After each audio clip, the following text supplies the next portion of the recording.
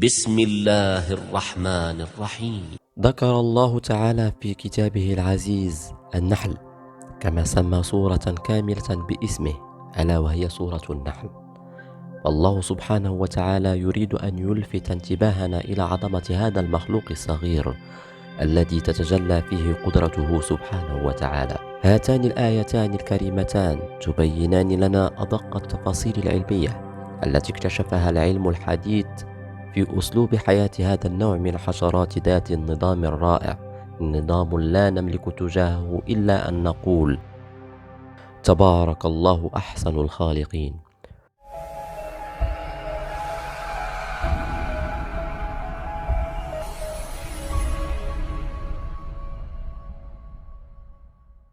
يطير النحل لارتشاف رحيق الأزهار، فتبتعد عن خليتها آلاف الأمتار، ثم ترجع إليها ثانية دون أن تخطئها وتدخل خلية أخرى غيرها، علما بأن الخلايا في المناحل تكون متشابهة ومرصوصة بعضها إلى جوار بعض، وذلك من خلال ما حباها الله سبحانه وتعالى من حواس متطورة من بصر وشم. فلقد زود الله سبحانه وتعالى النحل بحواس تساعدها في رحلة الاستكشاف لجمع الغذاء، فهي مزودة بحاسة شم قوية عن طريق قرني الاستشعار في مقدمتها، وبعيون متطورة يمكنها أن تحس بالأشعة فوق البنفسجية، وهذا مصداق قوله تعالى: فاسلكي سبل ربك ذللا.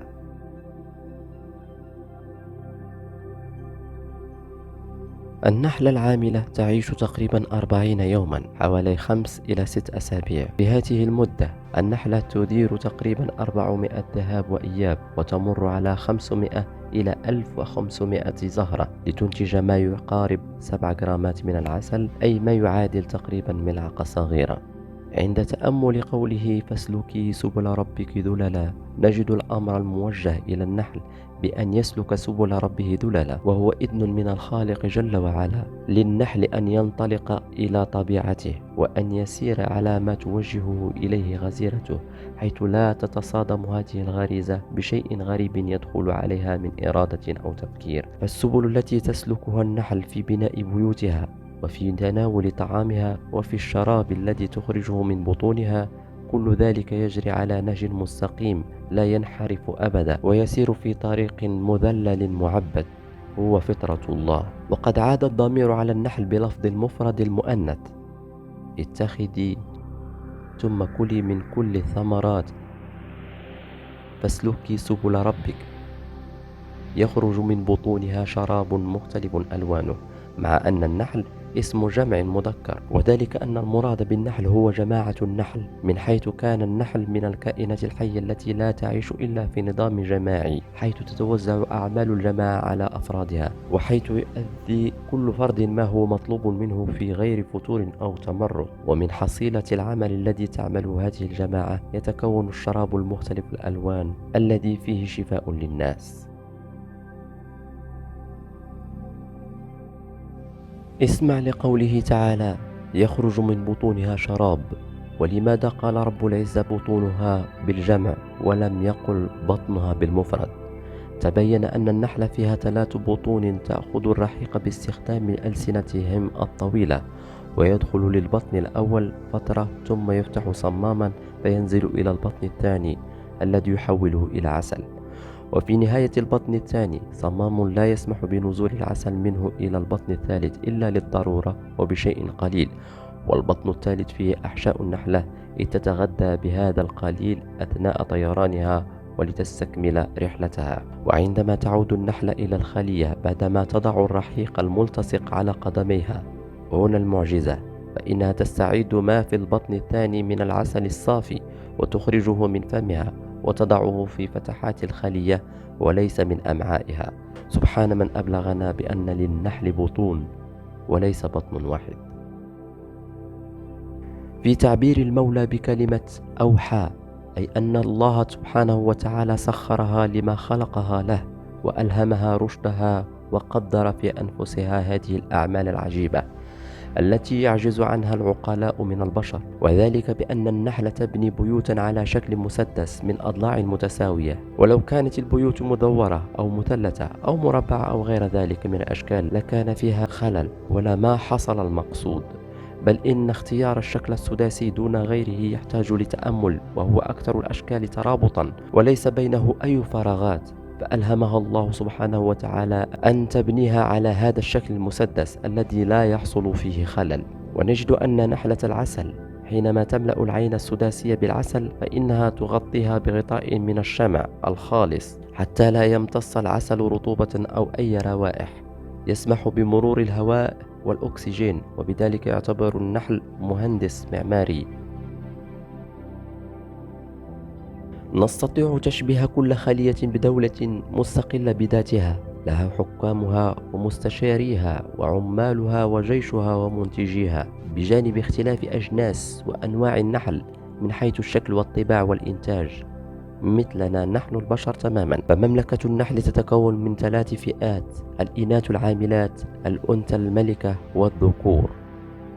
لعل المستمع يدرك بأن إناث النحل العاملات هي التي تقوم بكافة النشاطات دون الفئتين الأخريين، ولذلك تلاحظ هنا المعجزة القرآنية الأخرى في العلم وفي دقة التعبير، وهي أن الآيتين في سورة النحل تخاطب إناث النحل وليس ذكورها: أن اتخذي من الجبال بيوتا ثم كلي فاسلكي من بطونها. قامت دراسات علمية حول هذه المملكة بتحديد مهمة كل صنف من هذه الإناث. صنف منها مهمته جمع رحيق الأزهار وإيداعه في مستودعاته من الخلية وبناء بيوت سداسية الشكل. هناك صنف من النحل يجهز للملكة طعاما خاصا، وعلى باب الخلية حرس يفتشون العاملات بدقة متناهية. ومن عجائب النحل ظاهرة يسميها العلماء ظاهرة السكر عند النحل، فبعض النحل يتناول أثناء رحلاته بعض المواد المخدرة مثل الإيثانول، وهي مادة تنتج بعد تخمر بعض الثمار الناضجة في الطبيعة، فتأتي النحلة لتلعق بلسانها قسما من هذه المواد فتصبح سكرى تماما مثل البشر، ويمكن أن يستمر تأثير هذه المادة لمدة 48 ساعة. ويقول العلماء إن هذه النحلات السكرى تصبح عدوانية ومؤذية لأنها تفسد العسل وتفرغ فيه هذه المواد المخدرة مما يؤدي إلى تسممه، ولكن الله تعالى يصف العسل بأنه شفاء للناس. لاحظ العلماء أن في كل خلية نحل هناك نحلات زودها الله بما يشبه أجهزة الإنذار تستطيع تحسس رائحة النحل السكران وتقاتله وتبعده عن الخلية. هذه النحلة إذا أفاقت من سكراتها تسمح لها بالدخول إلى الخلية مباشرة، وذلك بعد أن تتأكد النحلات أن التأثير السام لها قد زاد نهائيا. فسبحان الله، حتى النحل يرفض الخمر. تنتج من بيوض غير ملقحة ولها دور أساسي هو تلقيح الملكة العذراء، ويموت فور عملية التلقيح نتيجة لخروج أعضائه التناسلية. للإشارة، ذكور النحل لا تلسع. ومن غرائب النحل أنه يلجأ لما يعرف بمذبحة الذكور، وهذه العملية يتم فيها التخلص تماما من الذكور الموجودة داخل الخلية، وهي تتم عادة في فصلي الشتاء والخريف. مع مطلع الخريف يقل الغذاء داخل الخلية نظرا لأن الذكور تستهلك كميات من الغذاء دون إنتاج. تصبح الخلية بين خيارين: إما أن تبقي عليها وهذا يهدد وجود الطائفة بالكامل، وإما التخلص منها لتستمر الطائفة على قيد الحياة، على أن يعاد إنتاج الذكور من جديد مع بداية الربيع لتلقيح الملكات العذارى، وبذلك تنقذ الشغالات الخلية من الفناء. عندما نرى هذه الظاهرة نعلم أن الخلية بدأت بإنتاج العسل أو حفاظا على المخزون للعسل. الملكة، وتسمى أيضا بأم الطائفة، وهي أنثى كاملة التكوين، ويوجد في كل خلية ملكة واحدة فقط إلا في بعض الحالات الاستثنائية، وهي أكبر حجما من بقية النحل، ولها بطن طويل ذو نهاية مستدقة. تبدو أجنحتها قصيرة ولكنها في الحقيقة أطول قليلا من أجنحة الشغالات. صدرها أعرض من صدور بقية أنواع النحل. تنحصر وظيفة الملكة في وضع البيض الذي ينتج عنه جميع أفراد الخلية. الخلية. وتعتبر الملكة أطول أفراد الخلية عمرا، فهي تعيش في المتوسط من سنة إلى 4 سنوات. ونجد أن ملكة النحل قد فقدت غريزة الأمومة نتيجة لزيادة التخصص الذي صارت إليه، فأصبحت وظيفتها وضع البيض. والملكة الجديدة تضع ما بين 1500 إلى 2000 بيضة يوميا، وذلك في الظروف المناسبة. تقوم الشغالات برعاية الحضنة وتغذيتها بدلا عنها. ويلاحظ أن الملكة محاطة بدائرة من الشغالات وهي تسمى الوصيفات. هذه الشغالات تحميها فتقدم لها الغذاء الملكي الذي تفرزه الشغالات صغيرات السن من غدد خاصة في رؤوسها بشكل مباشر بدون تخزين. لنسمع معا صوت الملكة وهي تعلن عن موعد التلقيح.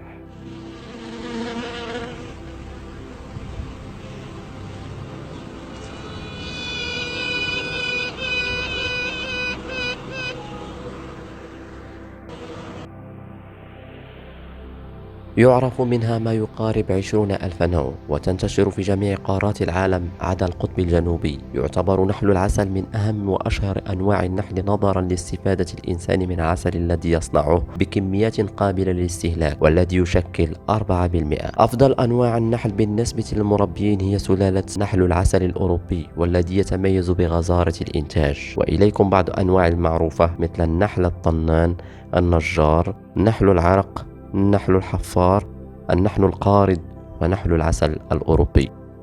يحتاج النحل كما حال معظم الحيوانات الذكية إلى لغة تواصل فيما بينه تساعده على التعبير عن حاجته فيما يخص مواقع وجود الغذاء أو تحديد مواقع الخلايا الجديدة مثلا. وتتمثل هذه اللغة بطرق 3: اللمس، حيث يعد اللمس الذي يتم بين قرون استشعار أفراد النحل وسيلة للتعرف على بعضهم البعض وتحديد هوياتهم. كما يعد اللمس بالأرجل طريقة لقياس حجم قرص العسل، وهو الأمر الذي يجعل النحل حريصا على إبقاء قرونها الاستشعارية نظيفة. الفيرمونات، تعطي الفيرمونات التي يطلقها أفراد النحل رائحة مميزة للمستعمرة تساعدهم على التعرف على بعضهم البعض. كما تستخدم الملكة فيرموناتها الخاصة لمنع إناث المستعمرة من وضع البيوض. ويضاف إلى ذلك إفراز بعض الفيرمونات عند الشعور بتهديد ما في المحيط. قد يبدو الرقص وسيلة غير مألوفة من وسائل التواصل، إلا أنه يعد وسيلة إيقاعية فعالة ينبئ بها النحل العائد من رحلة البحث عن مكان مستعمرة جديدة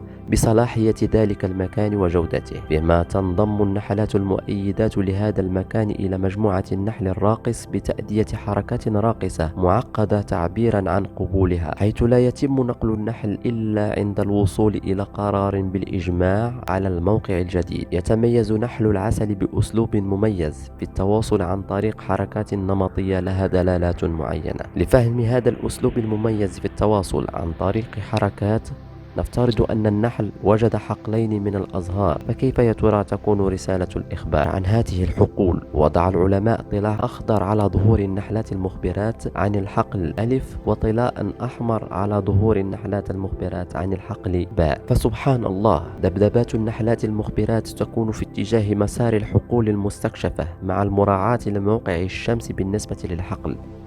أيضا كلما زاد عدد الذبذبات زادت المسافة بين الحقول والخلية. وتنقسم رقصة نحل العسل إلى نمطين، وهما الرقص الاهتزازي والرقص الدائري. الرقص الاهتزازي يستخدم هذا النوع إذا كان مصدر الرحيق أبعد من 1 كيلومتر، وهو عبارة عن حركات تذبذبية يقوم بها النحل على شكل رقم 8 أو نمط منجلي. وتتضمن هذه الرقصة معلومات عن الاتجاه والطاقة المطلوبة للوصول إلى مكان الرحيق. الرقص الدائري عندما يكون مصدر الغذاء قريب من الخلية في حدود 1 كيلومتر، تقوم الشغالة الكشافة عند دخولها الخلية بأداء الرقص الدائري وتستمر لعدة ثواني. في الصباح الباكر يبدأ النحل العامل رحلته ليجمع قوت يومه ليتغذى عليه عند شح الغذاء في فصل الشتاء البارد. وعندما يحط النحل على الزهر يمتص رحيق الأزهار بخرطومه الذي يشبه الأنبوب الطويل ويخزنه داخل جسمه. ولكن ما هو رحيق الأزهار؟ ببساطة إنه سائل سكري ينتج بواسطة النباتات المزدهرة، ويقوم بامتصاصه النحل ومن ثم يفرزه مرة أخرى على هيئة عسل. يتركب رحيق الأزهار من محلول مائي به 3 أنواع من السكر: السكروز وهو سكر القصب، الجلوكوز وهو سكر العنب، والفركتوز وهو سكر الفاكهة. المرحلة الأخرى بعد أن يمتص النحل الرحيق ينقله مباشرة إلى خليته. ومن إبداع خلق الله أن النحل يملك غددا تفرز أنزيما يعرف بأنزيم النحل. عندما يجمع النحل الرحيق يتم مزجه مع الأنزيم الموجود في فم النحل، ومن ثم نقله إلى معدة النحل، وتكون الأنزيمات قد بدأت عملية صنع العسل. وبعد وصول النحلة العاملة إلى الخلية تقوم بإخراجه من فمها إلى فم نحلة أخرى، وكل نحلة تضيف المزيد من الأنزيم، والتي بدورها تحول الرحيق إلى عسل عضوي لذيذ نتغذى به في حياتنا اليومية. وحتى هذه المرحلة يحتوي الرحيق على كميات كبيرة من الماء. يعد الرحيق سائلا حلوا سكريا تصل نسبة الماء فيه إلى نحو 70%، بينما لا يتجاوز نسبة الماء في العسل سوى 20%. إزالة الماء من الرحيق وهي العملية الثانية التي تلزم كي يتحول الرحيق إلى عسل. لما تقوم النحلات العاملات بتحريك أجنحتهن داخل الخلية لتنشأ تيارا هوائيا يقوم بتبخير الماء ويزيد من كثافته ولزوجته. وبعد أن يصبح العسل جاهزا يقوم النحل بتغطية العسل بخلايا من الشمع التي يصنعها النحل، وتتخذ هذه الخلايا الشكل السداسي. ومن هنا يعلم النحالون أن النحل أصبح جاهزا للحصاد. هو غذاء هام يحتوي على سكريات أغلبها أحادي وخمائر وأحماض أمينية وفيتامينات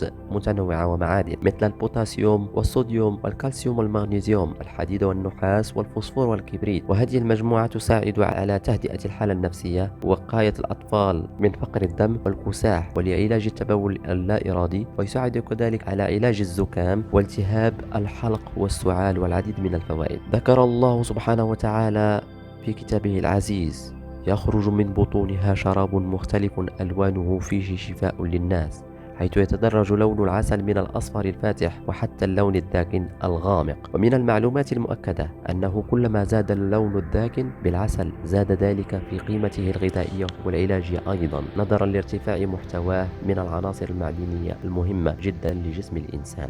من أشد أنواع النحل بعد الإنسان طائر الوروار، الذي ما إن يسمع النحل صوته فقط دون أن يقترب من الخلية حتى يصيبها بحالة من الرعب، فتعلن الملكة حالة الطوارئ والاستنفار التام دفاعا عن الخلية.